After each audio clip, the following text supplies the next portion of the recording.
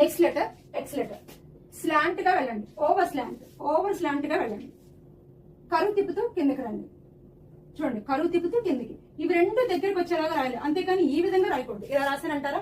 లేదు, స్లాంట్ గా వెళ్ళి కరువుతో దగ్గర, ఇవి రెండు దగ్గరికి వచ్చేలాగా స్లాంట్ గా వచ్చేలాగా రాయండి.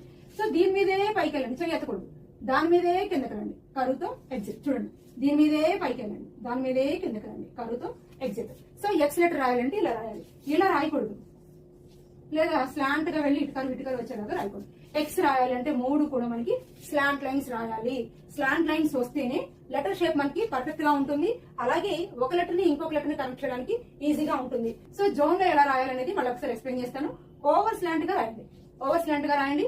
కరువు తిప్పుతూ కిందికి స్లాంట్, చెయ్యి ఎత్తకూడదు. దాని మీదే పైకి వెళ్ళండి, పైలైన టచ్ అవ్వాలి. దాని మీదే కిందకి రావాలి, కింద లైన్ టచ్ అవ్వకూడదు. కొంచెం స్పేస్ వదిలిపెడుతూ ఎగ్జిట్ పెట్టండి. సో ఎక్స్ లెటర్ రాసే విధానం ఇది. ఈ లెటర్ ని ఇలాగే రాయాలి.